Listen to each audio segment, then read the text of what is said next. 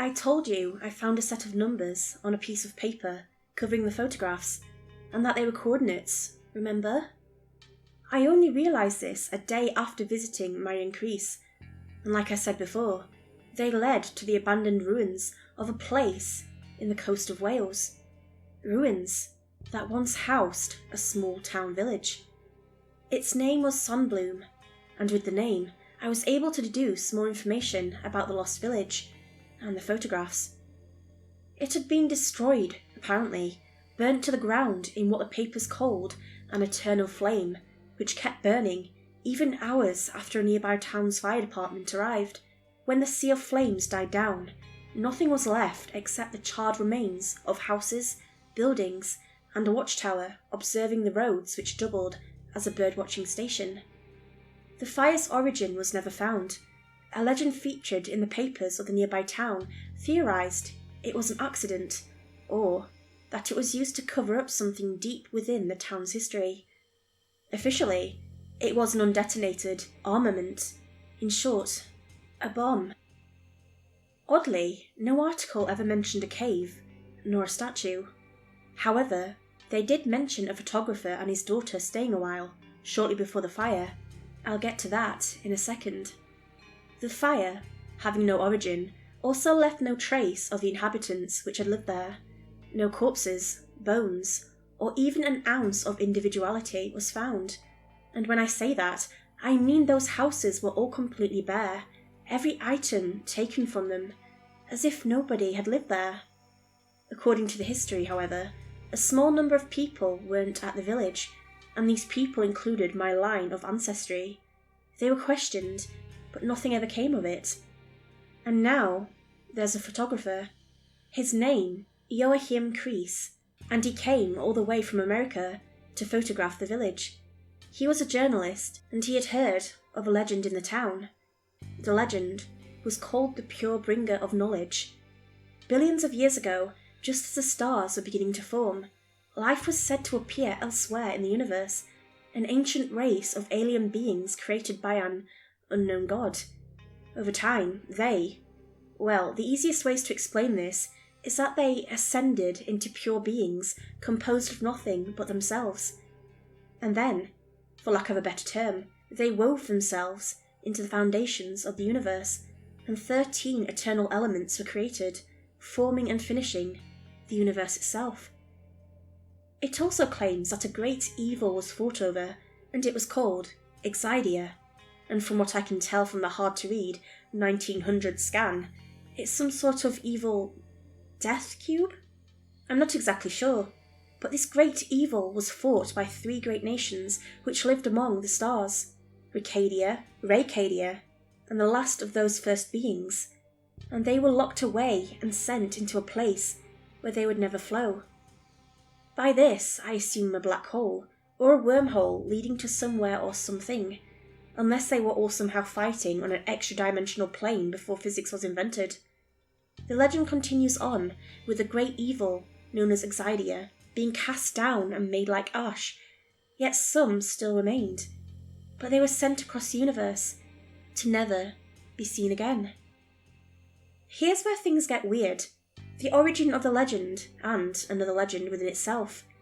In 1555, a charismatic priest went to the village, which, at the time, was nothing more than a couple of houses, a church, and a big rock in the centre of the village.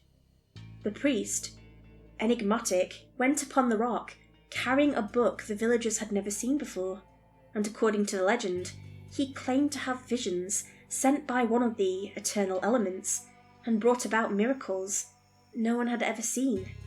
He healed the sick and wounded, cast down evil with but a wave of his hand, and even spewed out a holy flame which, when cast into the dead, made them rise to life once more, healed both in body and mind. After gaining the trust of the village, which was now growing every day as more and more people came to hear the message of the priest, who, nameless, only called himself a servant of the eternal flame, brought about miracles and expanded his new temple of worship, the firewall. And then, when the priest had brung around enough people, he told them he was a visitor from the stars, merely possessing a human form to bring forth a holy message upon the people. They understood, because the priest apparently told them with such clarity it would be foolish to go against his will, and went with every decision he made. He told them a great evil had landed near the village, near the sea, and he called it a member of Exidia. He went into the cave and stayed inside for 7 days and 7 nights, never letting anyone in. When he went out, he deemed it safe to enter, and the villagers entered the cave to find the thing known as Exidia locked away before a wall of holy flame. But the priest warned them that one day, that thing, or construct, as he called it, known as Exidia, would one day break free of the holy wall and spread its kind among the stars once again, and that measures would have to be taken in place. Of course, the people, devout believers, agreed. They were instructed to create the cliff itself. Nobody knows if it's true or not, but it's still a remarkable feat, if it were true. The priest, once the cliff was finished, unveiled the statue I'd seen in the pictures, calling it a gift from those who wished to keep the universe at ease. He chose key families of the villagers to protect the statue, but warned them, saying that the statue protected them, but it would eventually become infested by the evils of the Exidia, and that looking at it would make half of one's soul be destroyed.